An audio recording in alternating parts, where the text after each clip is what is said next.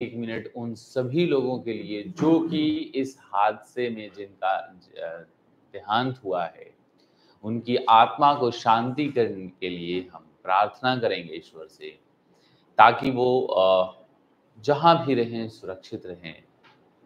लेकिन बच्चों, जो हादसा हुआ है, ये शायद ही कभी भूलने वाला है। आप सभी लोगों के पास होगा ये खबर। कल जैसे ही मैं ये क्लास को एंड किया और 11 बजे के बाद आस-पास में, उसके बाद 1 बजे हमारे पास ये खबर आ जाती है कि ये घटना घट चुकी है, ये हो चुका है। ऐसा लगा मानो कि क्या हो गया यार? क्योंकि आए दिन मैं भी बहुत ज़्यादा मैं फ्लाइट को सिक्योर समझता था।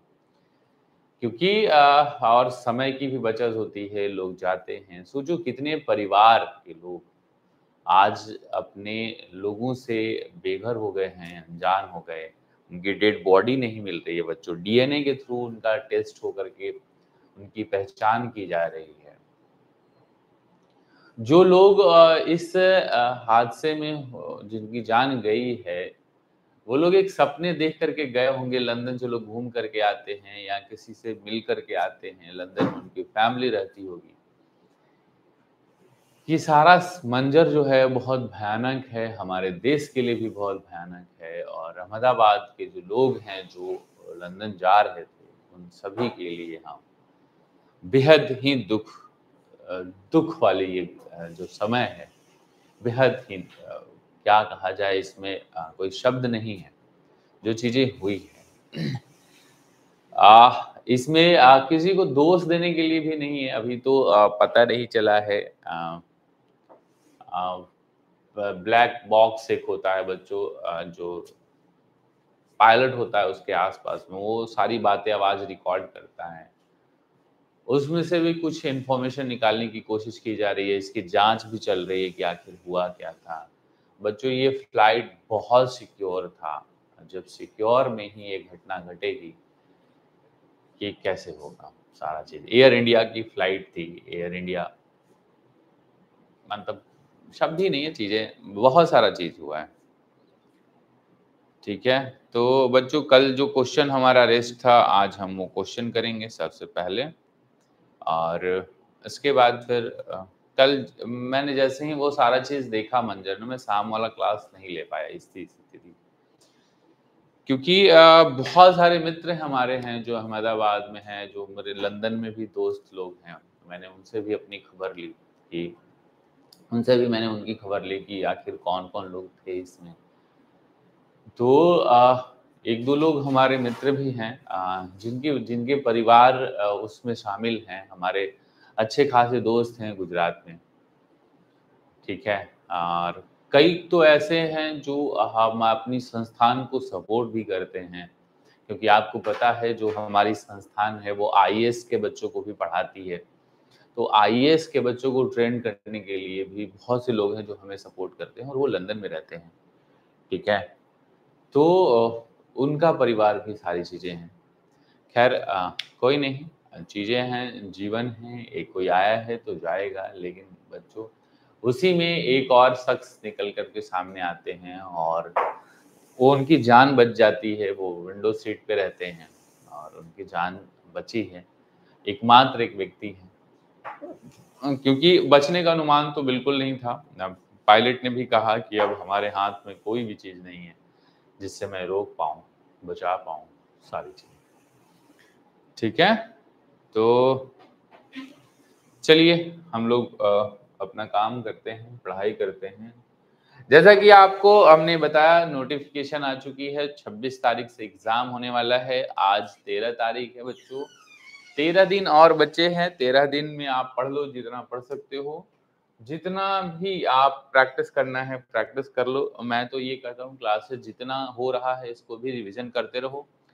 क्लास जितना रिवीज़न करोगे आपके लिए उतना ही बेहतर होगा, ठीक है?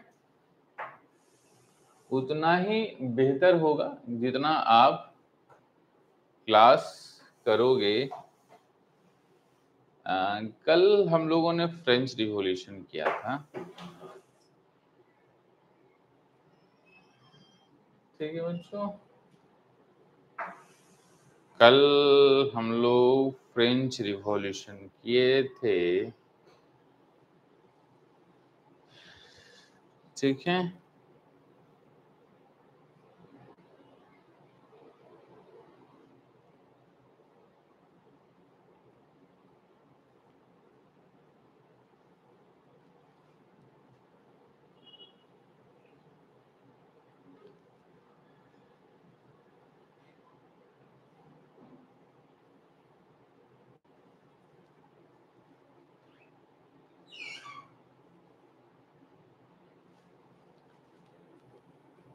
कितने नंबर क्वेश्चन तक हो गया था बच्चों, कोई बता सकता है? सानंद का परीक्षा होगा, क्या हाल है सर? बहुत बढ़िया प्रिंस, अपना बताओ कैसे हो आप? सिचुएशन जो है सो ठीक नहीं है प्रिंस, क्योंकि कल की जो हाल हुआ है लोगों का। कितने नंबर तक क्वेश्चन हो गया था बच्चों?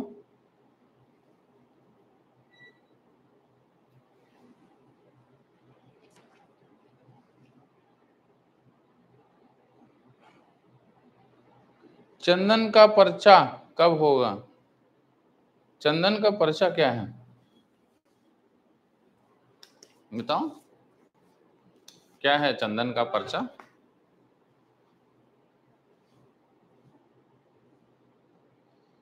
शर्मनाक है।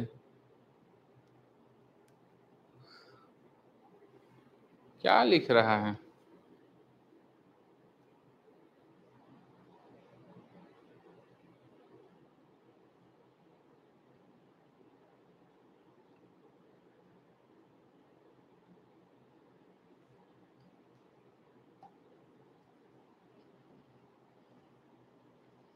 कितने नंबर क्वेश्चन तक हो गया था? या धीरज शायद 31 तक। ठीक है बच्चों, हम 31 तक जाते हैं।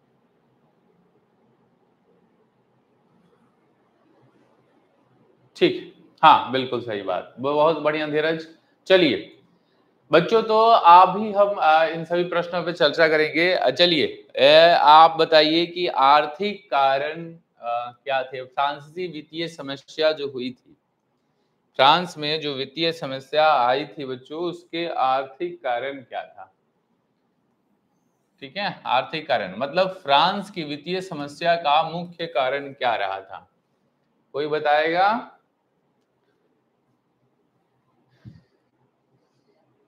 हाँ हाँ, 9th का ये चल रहा है, फ्रेंच रिवॉल्यूशन की जो ऑब्जेक्टिव प्रैक्टिस है उस पे हम चर्चा कर रहे हैं। हालांकि मैंने आपको बोला था कि हम बी बी बी बी बी बिल्कुल बिल्कुल सही है बच्चों, क्योंकि अमेरिकी स्वतंत्रता संग्राम जो हुआ था, अमेरिकी जो स्वतंत्रता संग्राम जो हुआ था, अमेरिकी जो 1775 से लेकर के 83 के बीच में हुआ था, 1775 से लेकर के, ठीक है, 1775 से लेकर के जो 83 के बीच में बच्चों ये हुआ था, उसी दरमियान बच्चों ये जो स्वतंत्रता संग्राम, तो क्या हुआ था कि जो ब्रिटिश थे, फ्रांसीसी जो थे वहां पर हुकूमत, वहां पर उन्होंने उस क्रांति में भाग लिया, तो उनके खर्चे हो गए थे।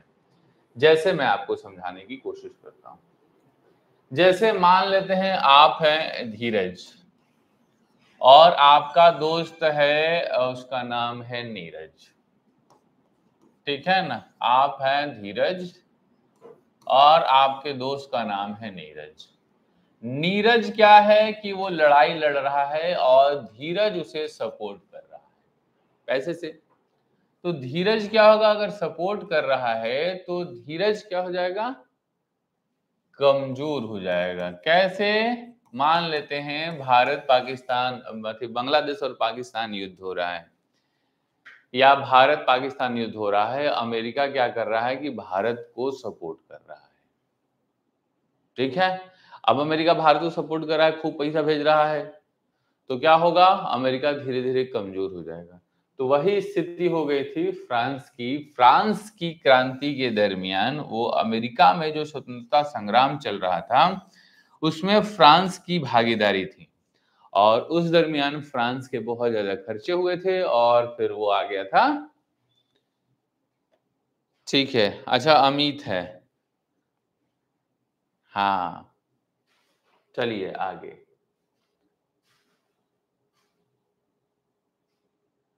टाइथ क्या था? टाइथ मैंने कल बताया था, टाइथ के बारे में बिल्कुल सही है। टाइथ के बारे में बताइए, टाइथ क्या था?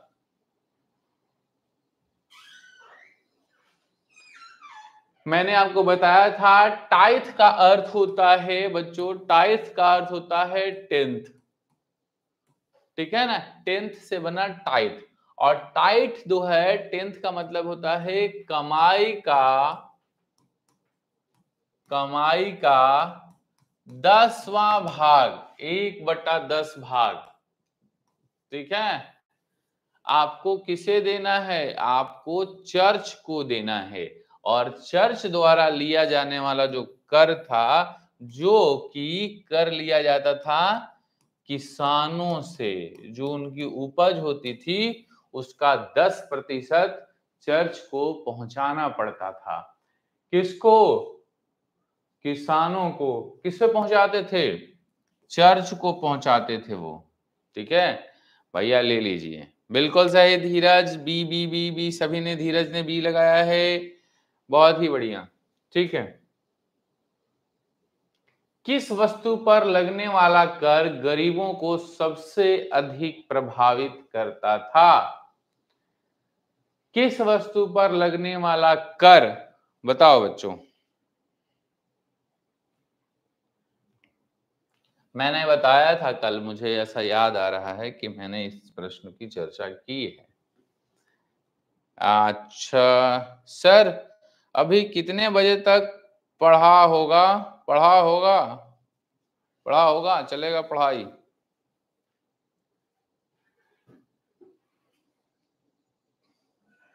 चल जल्दी बताओ।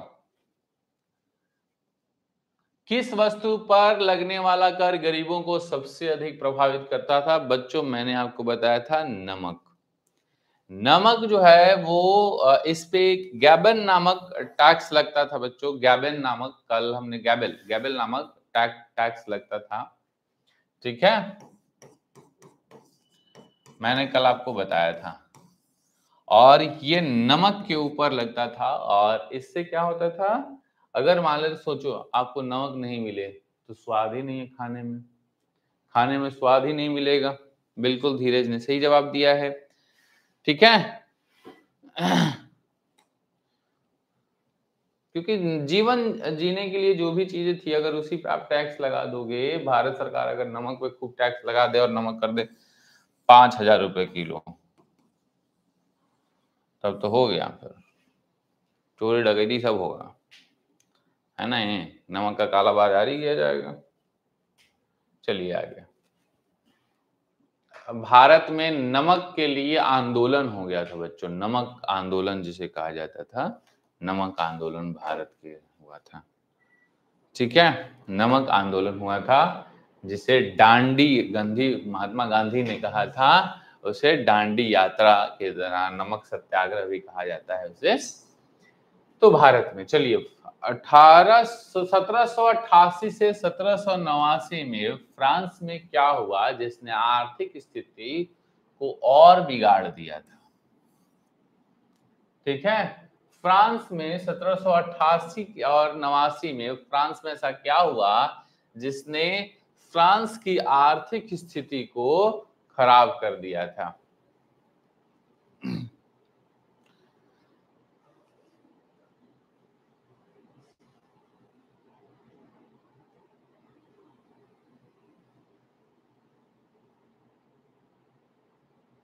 बताइए।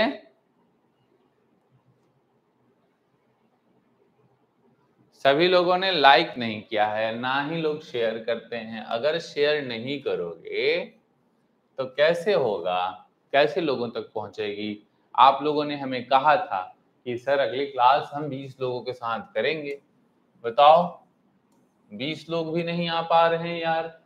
क्या पूरे बिहार में 20 लोग भी नहीं पढ़ने वाले हैं? ये बहुत ही ज़्यादा चिंताजनक है कि आखिर 20 लोग भी नहीं पढ़ रहे हैं।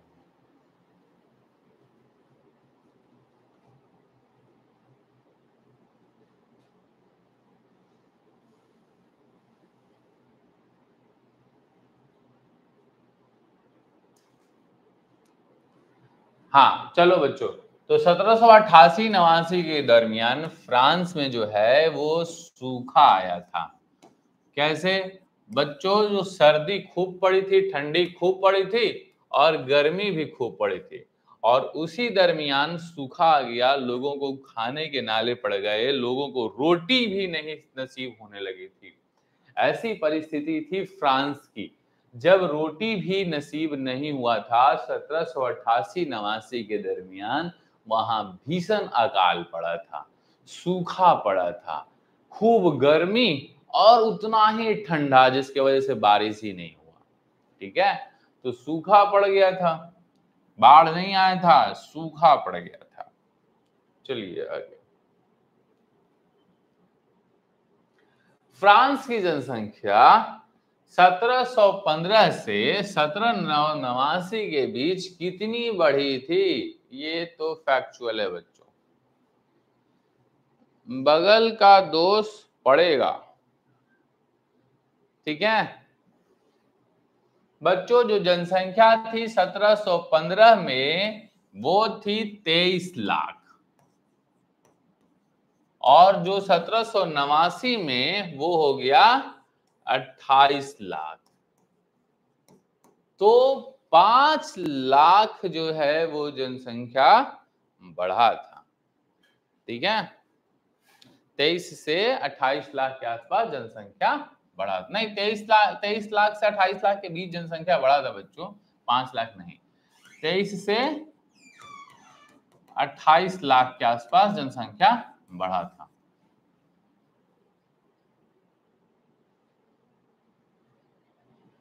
क्रांति के दौरान किसकी स्वतंत्रता की घोषणा की गई? हाँ, ये तो बहुत अच्छा प्रश्न है। क्रांति के दौरान देखो बच्चों, क्रांति के दौरान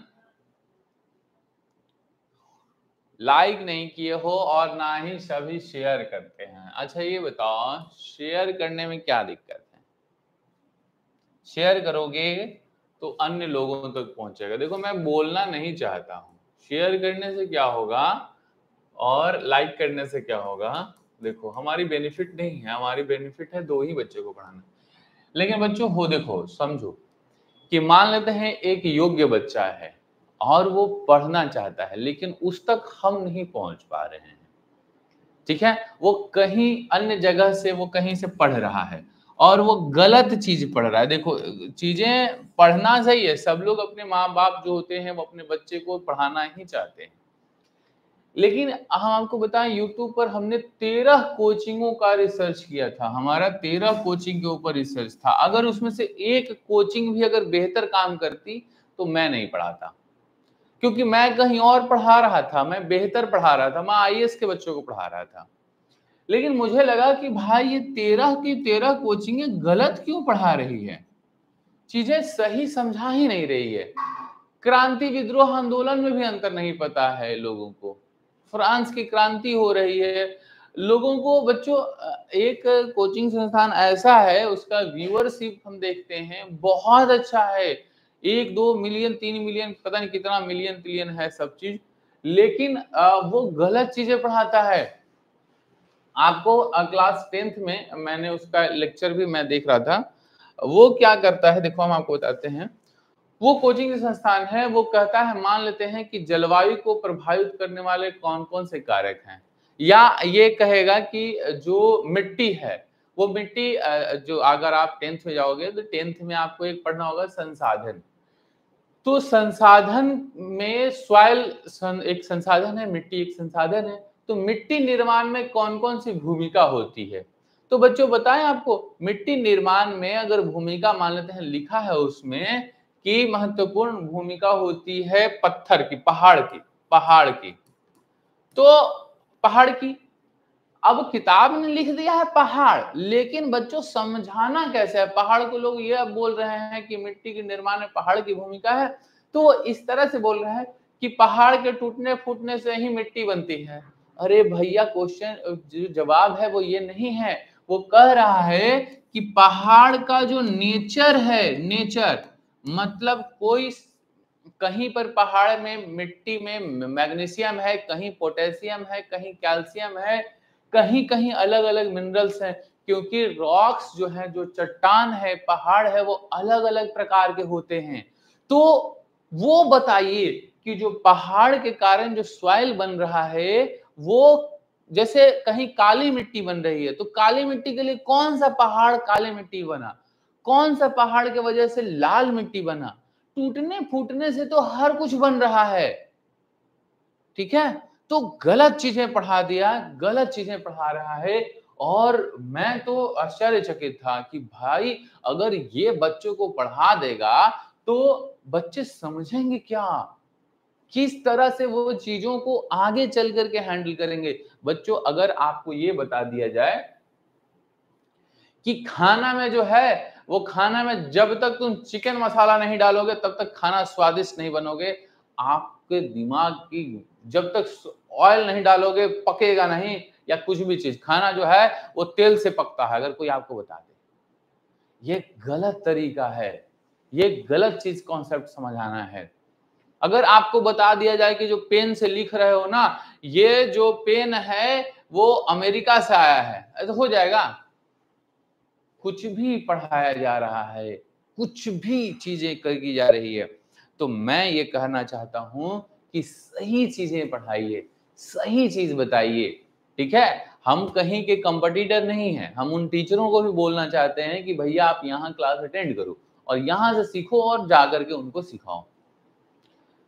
ऑब्जेक्टिव क्वेश्चन कराना है, जैसे आपको फ्रांस की क्रांति के दौरान किसकी स्वतंत्रता की घोषणा की, तो आपको बता देंगे प्रेस की स्वतंत्रता। अरे भैया, प्रेस की स्वतंत्रता का अर्थ बताओ तो कि क्या हुआ था, और प्रेस की स्वतंत्रता को बैन किसने किया था, ठीक है? प्रेस की स्वतंत्रता को कौन बैन किया था? तो इस तरीके से सिर्फ ये बता देंगे। अच्छा, प्रेस की स्वतंत्रता होती क्या है ये तो कम से कम बता दो, बस ठीक लगा, आगे बढ़ा दो। भैया मेरे, ऐसे काम नहीं चलता है। पवन जी कह रहे हैं आरसीबी फैन। सर मेरे, अच्छा कर दिए सर लाइक। लाइक अगर करते तो 3 ही लाइक है, ठीक, कोई बात नहीं। देखो, लाइक वाइक के लिए कुछ दिक्कत नहीं है, लेकिन हम ये कह रहे हैं कि उन अच्छे विद्यार्थियों तक हमारी पहचान करा दो, पहुंचा दो उन लोगों तक, ठीक है, जो कि योग्य होते हैं, जो पढ़ने योग्य होते हैं, जो पढ़ना चाहते हैं। तो क्रांति के दौरान किसकी स्वतंत्रता की घोषणा की गई? बच्चों, स्वतंत्रता, प्रेस की स्वतंत्रता। स्वतंत्रता प्रेस का मतलब यह होता है कि अभिव्यक्ति की आजादी दी गई। प्रेस की स्वतंत्रता का मतलब होता है लिखने की आजादी दी गई। जैसे आज भारत में आपको लिखने की, पढ़ने की, बोलने की आजादी है ना, अभिव्यक्ति की आजादी जो हम देते हैं आर्टिकल 19 के अंतर्गत, वो हम उसी को प्रेस की स्वतंत्रता, भारत में भी प्रेस एक्ट आया था और भारत में भी जो अंग्रेज थे तो उन्होंने प्रेस को बैन कर दिया था, क्योंकि प्रेस एकमात्र जरिया होता है बच्चों। और प्रेस जो है, जो न्यूज है, मीडिया है बच्चों, ये 4th पिलर ऑफ डेमोक्रेसी होता है। जो लोकतंत्र है उसका 4था स्तंभ होता है ये, और ये बैलेंस बनाए रखता है, सरकार की आलोचना करता है, सरकार का जो योजनाएं हैं उसको बढ़ावा देता है। लेकिन बच्चों, आज का जो प्रेस मीडिया है, आज के दौर का जो मीडिया है, वो कहीं ना कहीं भ्रष्ट हो चुकी है। मीडिया सबको डराने में लगी है। मीडिया जो है वो सभी की चाटुकारिता करने लगी है। मीडिया जो है, कोई राइट विंग मीडिया है, कोई लेफ्ट विंग मीडिया है। मीडिया आज के जो स्तर है बच्चों, वो कहीं ना कहीं नीचे गिर गया है। कल की एक खबर आई है कि एक जो अपने गृह मंत्री जी हैं, उन्होंने प्रेस की मीट बुलाई थी, सभी लोगों को बुलाया है जितने भी बिहार चुनाव में भाग लेते हैं, जो भी बिहार पे कवरेज करते हैं, ऐसा खबरों में आया था। तो मीडिया का स्वतंत्र होना, मीडिया का निष्पक्ष होना बहुत जरूरी है। स्वतंत्र निष्पक्ष मीडिया आज के दौर में नहीं है। आज के दौर में प्रेस लोगों की जो आजकल सो कॉल्ड यूट्यूबर भी प्रेस बन गया है। मतलब हमें समझ नहीं आता है कि प्रेस का डेफिनेशन तो बताओ। प्रेस जो शब्द है बच्चों, इसका सही मतलब तो बताओ कि प्रेस का मतलब बस प्रेस होता है, मीडिया तुम समझ लियो। कल का खबर आया कि अभी टोल पे गया, टोल पे क्रॉस कर रहा था, मीडिया ने कहा हम जो है सो मीडिया से हैं, हम टोल नहीं देंगे, और नहीं अगर टोल उससे मांगा जाता है तो जबरदस्ती जो है सो करने लगा मीडिया वाले ने।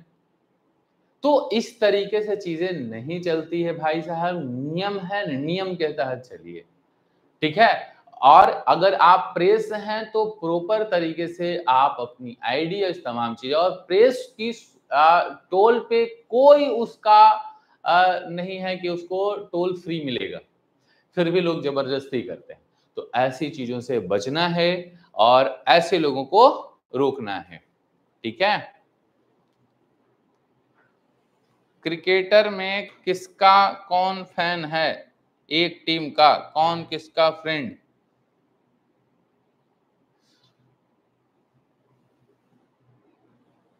ठीक है बच्चों, तो प्रेस की स्वतंत्रता पर आज कहीं ना कहीं एक उंगली उठती हुई नजर आ रही है, ठीक है। आगे चलते हैं। ला मार्सेइजे, ला मार्सेइजे, मार्सेइजेज क्या हैं? बताइए बच्चों, ला मार्सेइजे क्या हैं?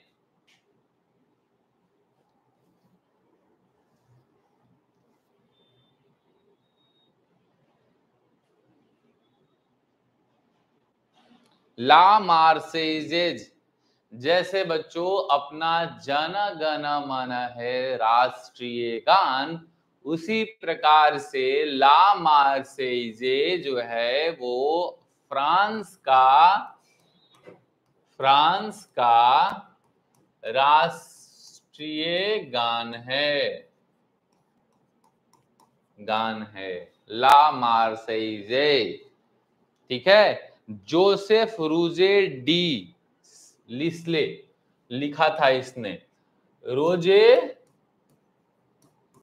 डी लिस्ले इसको लिखे थे, जैसे आपके राष्ट्रीय गान को जो जन गण मन है बच्चों, ये अपने राष्ट्रीय गान को लिखने वाले थे रविंद्रनाथ टैगोर, जो कि बच्चों ये रहने वाले थे कोलकाता के, बंगाल के रहने वाले थे। और इन्होंने जो पुस्तक की रचना की थी उसका नाम था गीतांजलि। क्या नाम था? गीतांजलि, ठीक है। तो उन्होंने यही लिखा था। आप देखना बिहार के पटना में जाना तो रविंद्र भवन है, ठीक है। अक्सर कहा जाता है बच्चों की बंगालियों के पास साहित्य का बहुत अच्छा जानकारी होता है। और बच्चों जो जनगण मन है ना, ये पूरे भारत को परिभाषित करता है। जनगण मन जो है वो भारत को नॉर्थ से साउथ, जैसे हम इसमें आपको बताते हैं, जैसे जनगण मन पंजाब, पंजाब देखो भारत का क्षेत्र, पंजाब, सिंध, गुजरात, मराठा, देखो कहां से सारा चीज बता रहा है ये, देखो ऐसे, ठीक है। कह रहा है पंजाब, सिंध, गुजरात, मराठा, द्राविड़, उत्कल, बंगा, उत्कल, बंगा, ये सभी ज्योग्राफिकल चीजें बच्चों, नाम है इन सभी का, ठीक है। द्राविड़, उत्कल, बंगा, ठीक है। पंजाब, सिंध, गुजरात, मराठा, द्राविड़, उत्कल, बंगा, ठीक है। तो बच्चों ये सारे जो जनगण मन है आपका, वो आपके पूरे भारत को परिभाषित करता है, ज्योग्राफिकल, ठीक है।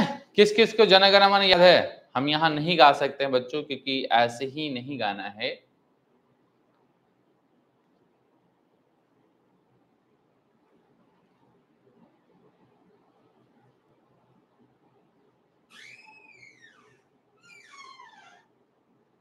ठीक है, चलिए आगे।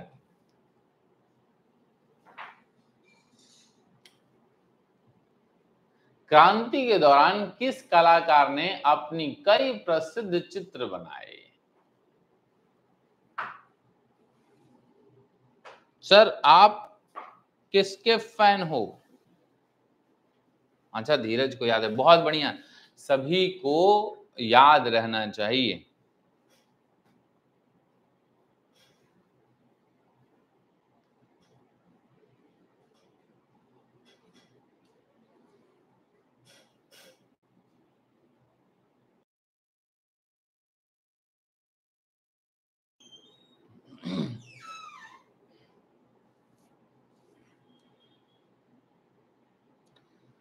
राज भी बोल रहे हैं हमको याद है प्रेम।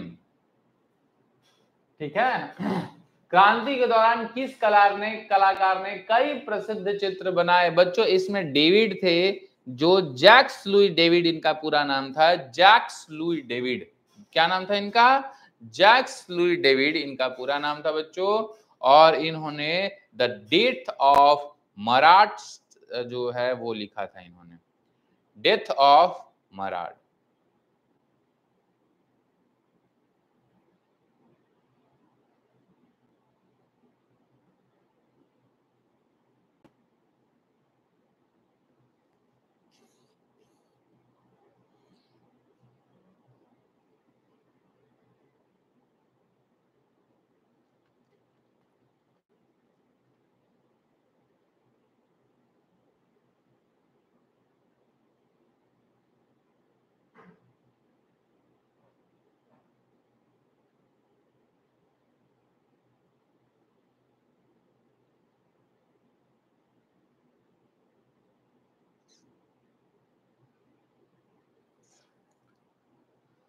गुड मॉर्निंग अंकित, बहुत लेट से आए हो, जल्दी से लाइक और शेयर करो, शेयर करो।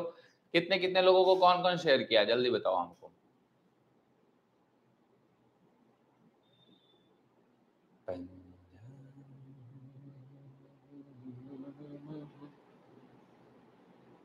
अच्छा, लेट हो गए। अच्छा, मेरी क्लास का वेट कौन कौन करता है? द डेथ ऑफ मराठ, ठीक है, इन्होंने क्या चित्र बनाया था? इन्होंने बच्चों, इनका नाम था जैक्स लुई डेविड, इनका नाम था जैक्स लुई डेविड। और इन्होंने जो चित्र बनाई थी बच्चों, इनका जो चित्र था, कलाकारी जो किए थे, ये चित्र बनाए थे बच्चों, वो था द डेथ ऑफ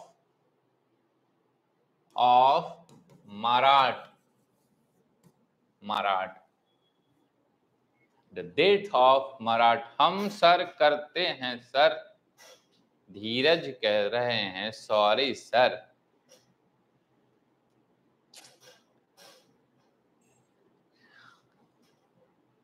अच्छा, आपके स्कूल में कितने बच्चे हैं जो आपके स्कूल में आपके साथ पढ़ाई करते हैं?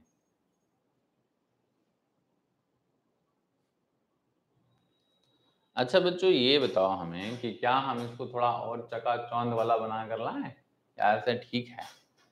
हमारा तो मतलब ये है कि सिर्फ और सिर्फ जो है सो क्वेश्चन जाने से मतलब है, क्या इसमें लाल पीला हरा।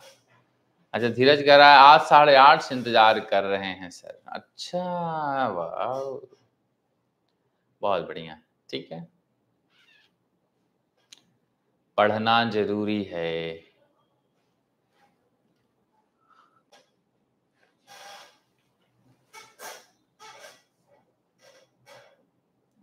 मेरे सेक्शन में 40 बच्चा है, धीरज कह रहे हैं, राजकुमार बोल रहे हैं मेरे सेक्शन में 40 बच्चे हैं। तो 40 बच्चों में कितने बच्चों को आपने शेयर किया है? भारत क्रांति के बाद कैलेंडर में क्या परिवर्तन किया गया, बताइए बच्चों आपका। अच्छा बताओ, क्या कोई बता सकता है कि भारत का भारत का राष्ट्रीय कैलेंडर कौन सा है? बता दो, भारत का राष्ट्रीय कैलेंडर कौन सा है? अंकित बोल रहा है 0, आके बे नहीं, मेरे में नहीं। पासवान जी बोल रहे हैं 80-90। हिंदू पंचांग के अनुसार होता है सर। भारत का राष्ट्रीय कैलेंडर बच्चों जो है वो है शक संवत। ठीक है, शक संवत याद कर लो। शक संवत भारत का राष्ट्रीय कैलेंडर है और इसे भारत सरकार 1957 में एडॉप्ट किया था। भारत का राष्ट्रीय कैलेंडर है बच्चों शक संवत। और शक संवत जो कैलेंडर है बच्चों, ये कुषाणों का शकों के ऊपर विजय को शो करता है, बताता है। तब से ये कैलेंडर चलते आ रहा है। ठीक है, इसका महीना कोई बता सकता है? सावन, भादो, आसीन, कार्तिक, अगहन, पौष, माघ, फागुन, चैत। इसकी शुरुआत बच्चों चैत से होती है, चैत। ठीक है, चैत्र, चैत, बैसाख, ज्येष्ठ, आषाढ़, सावन, भादो, आसीन, कार्तिक, अगहन, पूस, माघ, फागुन। 12 महीने हैं। ठीक है, 12 महीने हैं। भारत के राष्ट्रीय कैलेंडर शक संवत और इसे 1957 में भारत सरकार ने अडॉप्ट किया था। और बच्चों इसका महीना शुरू होता है चैत, बैसाख, ज्येष्ठ, आषाढ़, सावन, भादो, आसीन, कार्तिक, अगहन, पौष, माघ, फागुन। ठीक है, तो इस क्वेश्चन का जवाब दो पहले। क्रांति के बाद कैलेंडर में परिवर्तन किया गया बच्चों कि जैसे गर्मी का महीने का नाम जो है वो चेंज किया गया और इसमें 12 महीने के नाम चेंज हुआ था। ये जितने भी 12 महीने हैं बच्चों, इसके नाम को बदल दिया गया था। ठीक है, और थर्मिडोर, इसका एक महीना है थर्मिडोर, थर्मिडोर, थर्मिडोर।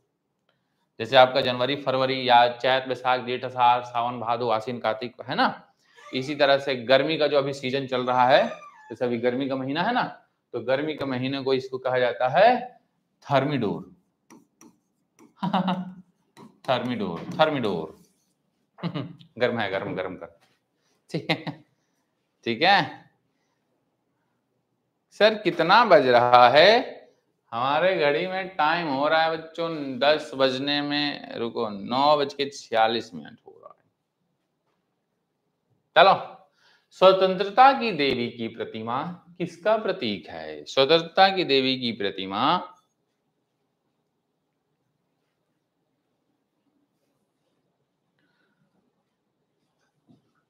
फ्रांस की राजधानी है पेरिस और पेरिस में लगा है बच्चों statue of liberty. Statue of liberty जो है वो स्वतंत्रता का प्रतीक है। और हम आपको बताएं, स्वतंत्रता की देवी की जो है स्थिति, स्वतंत्रता की जो देवी है बच्चों, ये फ्रांसीसी क्रांति की देन है। और बताते हैं स्वतंत्रता की जो देवी हैं, इसकी जो प्रतिमा है जिसे स्टैच्यू ऑफ लिबर्टी कहा जाता है। स्टैच्यू ऑफ लिबर्टी क्या कहा जाता है? स्टैच्यू ऑफ लिबर्टी, जहां पर लोग घूमने जाते हैं और वो 7 अजूबों में एक अजूबा है। ठीक है, और उसे बच्चों अमेरिका ने गिफ्ट किया था। कौन? अमेरिका ने फ्रांस को गिफ्ट किया था। आपको सबसे अच्छा गिफ्ट कौन सा लगता है बताओ? फ्रांसीसी क्रांति की देन है, स्वतंत्रता की देवी जिसे कहा जाता है, जिसे स्टैच्यू ऑफ लिबर्टी भी कहते हैं। स्टैच्यू ऑफ लिबर्टी, जैसे स्टैच्यू ऑफ आयरन मैन, लौह पुरुष का जो अपने बिहार कहते हैं, अपने भारत में है, यो स्टैच्यू ऑफ यूनिटी कहते हैं उसको। उसी तरह से फ्रांस की राजधानी पेरिस में बच्चों एक देवी हैं, उन्हें कहा जाता है स्टैच्यू ऑफ लिबर्टी, और वो फ्रांसीसी क्रांति की प्रतीक मानी जाती है। और क्या दिया था गिफ्ट में? अमेरिका। कौन? अमेरिका। अमेरिका ने गिफ्ट किया था। ठीक है,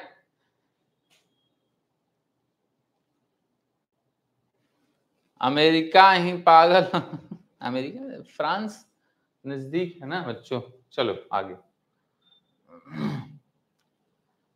स्टेटस जनरल में तीसरे स्टेटस के कितने प्रतिनिधि थे? तीसरे स्टेट से कितने स्टेटस के कितने प्रतिनिधि थे? बताओ सर। स्टेटस जनरल में स्टेटस में कितने प्रतिनिधि थे बच्चों? 600 प्रतिनिधि थे, ये याद रखें। ठीक है, बाकी और कुछ इसमें कॉन्सेप्ट नहीं है। टेनिस कोर्ट की शपथ कहां हुई थी? टेनिस कोर्ट की शपथ नहीं, कुछ कुछ लिख देता है। टेनिस कोर्ट की शपथ बच्चों वर्साई में हुई थी। कहां हुई थी? वर्साई में टेनिस कोर्ट की शपथ हुई थी, क्योंकि बैठक स्थल बंद हो चुका था। स्टेटस जनरल का जो बैठक स्थल था वो बंद होने के कारण से टेनिस कोर्ट की शपथ जो है वो वर्साई में हुई थी। ठीक है, वर्साई में हुई थी। वर्साई बहुत ही फेमस जगह है बच्चों। वर्साई की संधि वर्ल्ड हिस्ट्री में हम आपको पढ़ाएंगे जब वर्ल्ड वार बता रहे होंगे। ऐप को डाउनलोड कर लिया है सभी लोगों ने? क्योंकि बच्चों ऐप पे क्लासेस लाइव होने वाला है 15 तारीख से, यानी कि परसों तरसों से लाइव होगा, तो जल्दी से कर लो। किस देश ने फ्रांसीसी क्रांतिकारियों को की सबसे अधिक विरोध किया? किस देश ने? ठीक है, देखो बच्चों, इसमें जो विरोध करने वाले थे उसमें थे दो लोग, ऑस्ट्रिया थी और प्राशिया। लेकिन अगर दोनों में सबसे ज्यादा माने तो ऑस्ट्रिया था। प्राशिया भी विरोध किया था, लेकिन ये उतना नहीं किया था जितना ऑस्ट्रिया। दो दुश्मन कौन ज्यादा बड़ा दुश्मन, इस तरह से होता है। ठीक है, चलो। डायरेक्टरी क्या थी?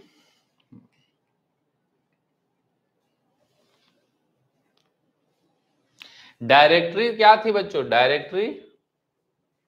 डायरेक्टरी थी बच्चों एक कार्यकारी परिषद। एक कार्यकारी परिषद थी जिसमें 5 सदस्य रहते थे।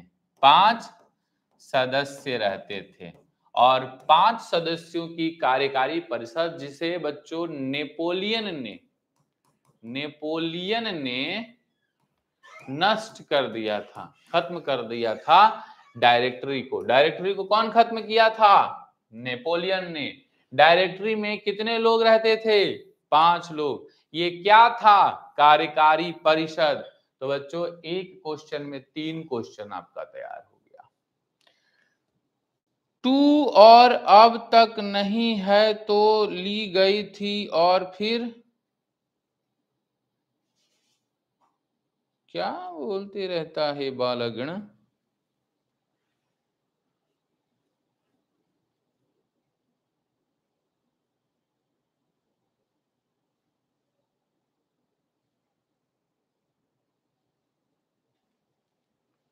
ठीक है,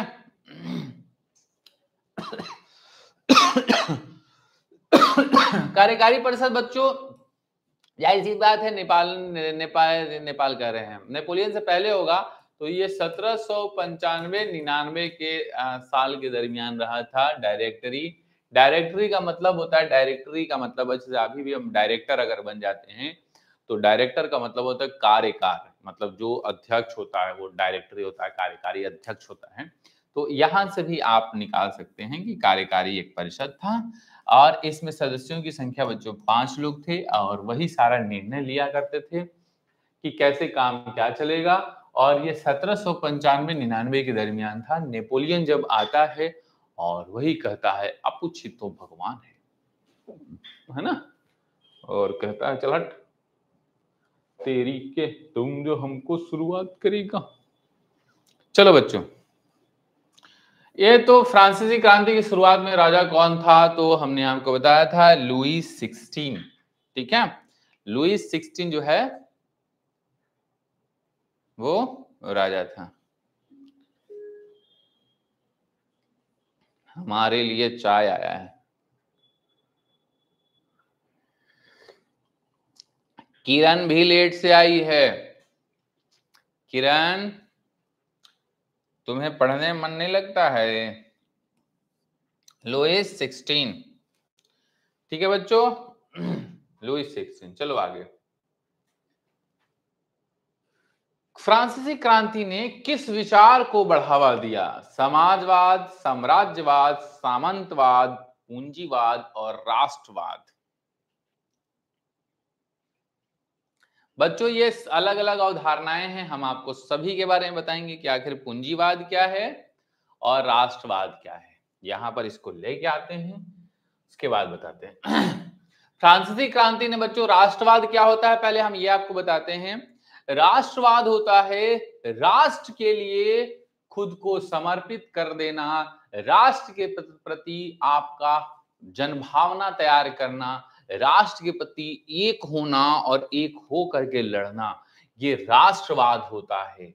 साम्राज्यवादी सोच मतलब कोई ऐसा राजा, चाहे वो निरंकुश हो या कुछ भी, वो अपने साम्राज्य के विस्तार की बात करता है, साम्राज्य का विस्तार करता है, साम्राज्य का फैलाव करता है एक जगह से दूसरी जगह।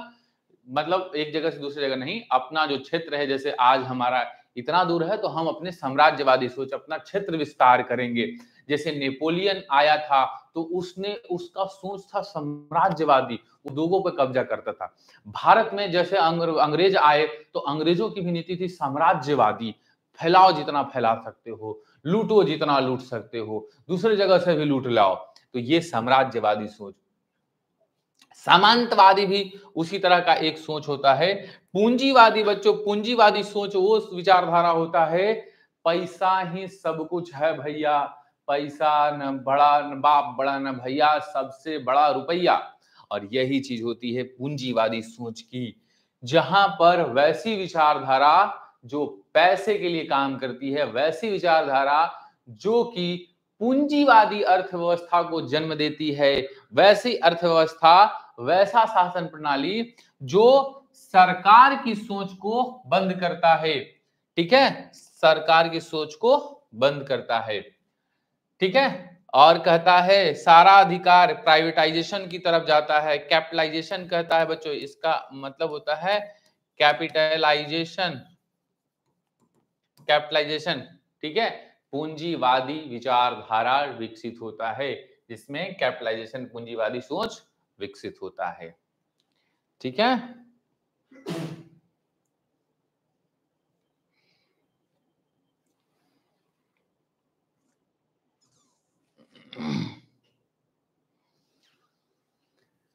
ठीक है। सामंतवादी विचारधारा होती है बच्चों, सामंतवादी, सामंतवादी मतलब सामंत, मतलब एक प्रभुत्ववादी और बाकी को छोड़ दो, किसी एक खास का विकास करो, बाकी को छोड़ दो। ठीक है, सामंतवादी विचारधारा। तो अच्छा, इसका उत्तर क्या हुआ? फ्रांसीसी क्रांति ने बच्चों राष्ट्रवाद की जो विचारधारा थी उसको उत्पन्न किया था, सभी लोगों को एकजुट होने को कहा और कहा मिलो और सबको मारो।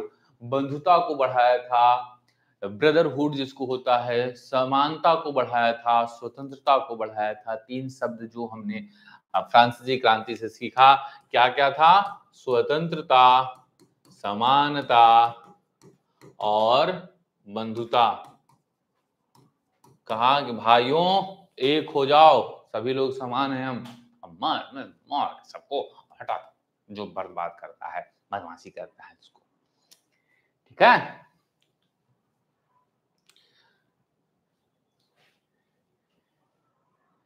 कहा कहना एगो गाना आया था कि ये राजा जाई ना बहरिया, तो वही किया, सबको मार के भगा दिया। क्रांति के बाद फ्रांस में किस प्रकार की सरकार स्थापित हुई थी? ये तो हमने बता दिया है बच्चों, संवैधानिक राजतंत्र की।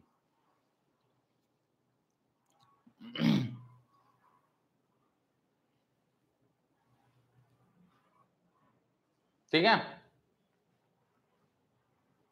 अगला, फ्रांसीसी क्रांति ने सबसे महत्वपूर्ण दस्तावेज कौन सा था?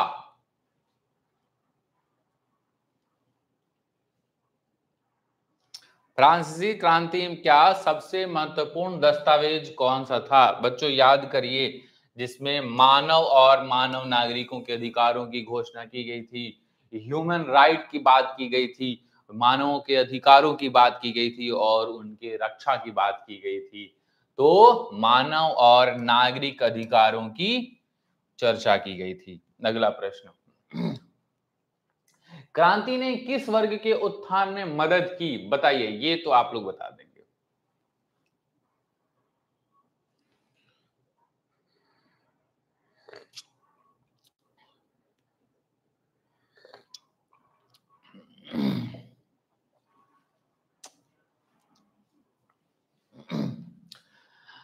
कुलीन वर्ग का तो किया नहीं बच्चों, ध्यान से, कुलीन वर्ग का तो किया नहीं और पादरियों को तो हटा दिया। सामंत वर्ग था नहीं, तो मध्यम वर्ग का, इसमें मध्यम वर्ग यहां पर वैसे तो तीन ही था नीचे, ठीक है, ऊपर में कुलीन था, पादरी था, नीचे बीच में कुलीन और अन्य जनतागण थी। तो इसमें मध्यम वर्ग जो थे उनका विकास किया गया, उनके बारे में सारी चीजें की गई। वाह, अरे कुलीन वर्ग के ही तो खिलाफ था पागल, कुलीन वर्ग के खिलाफ था, ठीक है। ये पूरी क्रांति जो है वो पादरियों के खिलाफ था, कुलीन वर्ग के खिलाफ था, ठीक है। क्योंकि बच्चों, राजा का बेटा राजा नहीं बनेगा, राजा वही बनेगा जो हकदार होगा, और यही कहा जाता है लोकतंत्र की मेन थीम है ये, ठीक है। किस किस को ये डायलॉग याद है? फ्रांसीसी क्रांति का मुख्य सबक क्या था? बच्चों आज का अंतिम प्रश्न, ये तो खुद कर लो, हम नहीं बताएंगे, जाओ। सैन्य शक्ति का महत्व,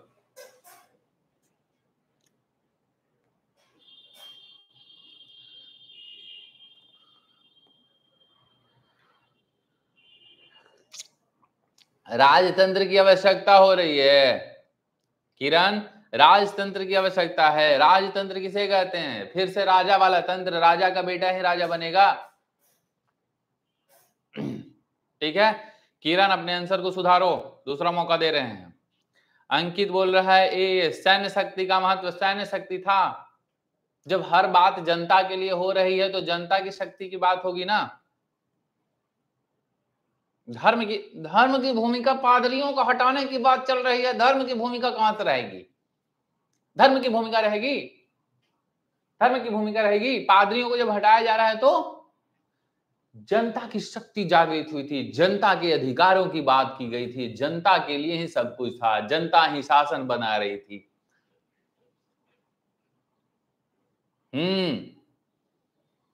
थोड़ा सा सोचो, थोड़ा सा सोचो, ये जो भेजा है, भेजा को भेजो नहीं, भेजा को भेजो, कहां दिमाग लगाने में। ठीक है बच्चों, कुछ पूछना है तो और बताओ, आज का प्रश्न अंत हुआ।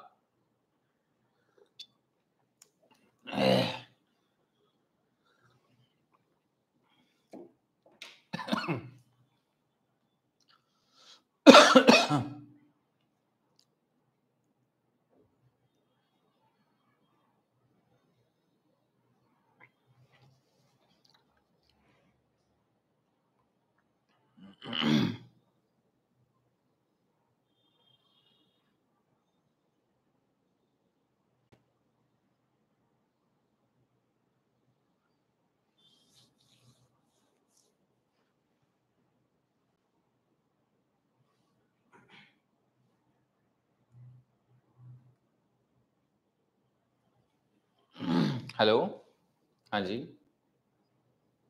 गुड मॉर्निंग जी। हाँ, ठीक है, बताइए। हाँ, जॉब है हमारे पास, आप आइए। अपना रिज़्यूम आप मुझे सेंड कर दीजिए, ठीक है? फिर आइए आप।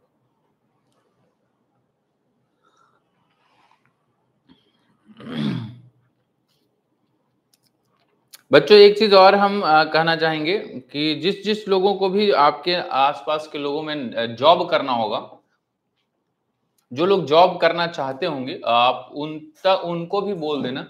हम लोग के पास हम लोग जॉब देने जा रहे हैं पूरे बिहार में लगभग 600 लोगों को जॉब दे रहे हैं। ठीक है? तो वो लोग सभी लोग हमसे संपर्क करें। अलग-अलग जॉब है, चाहे वो मार्केटिंग का जॉब हो या फिर मैनेजमेंट का जॉब हो। चाहे वो फैकल्टी टीचिंग का हो या फिर किसी भी प्रकार का। तो 600 लोगों को हम जॉब देने जा रहे हैं, तो जिनके भी घर में कोई ऐसा व्यक्ति होगा जिसे जॉब की आवश्यकता होगी, वो लोग संपर्क करेंगे। ठीक है?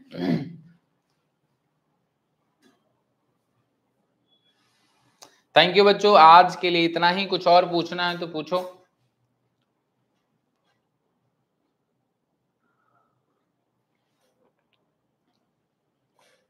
हाँ। सेना तख्ता पलट क्या होता है? धीरज पूछ रहे हैं सर सेना। बच्चों जैसे मोदी जी हैं देश में और वो शासन कर रहे हैं, ठीक है? केंद्र में सत्ता में है। अब कुछ ऐसी परिस्थिति हो जाती है कि मोदी जी शासन नहीं चला पाते हैं, असमर्थ होती है, तो सेना क्या करती है, भारतीय सेना के जो प्रमुख हैं, वो मोदी जी को हटा करके और सेना पे पूरे देश पर कब्जा कर लेते हैं। तो उसे कहते हैं सैन्य शासन और सेना तख्ता पलट। जैसे अभी बांग्लादेश में हुआ सेना का तख्ता पलट, जैसे हम पाकिस्तान में हमेशा सुनते रहते हैं सेना का तख्ता पलट, सेना ने तख्ता पलट किया, ठीक है? तो इस तरह का कृत्य जो है वो हर जगह देखने को हमें मिलता है। किस चीज का सर? अभी तक हुआ है इंडिया में? नहीं बच्चों, अभी तक इंडिया में नहीं हुआ है। सैन्य तख्ता पलट कभी नहीं हुआ।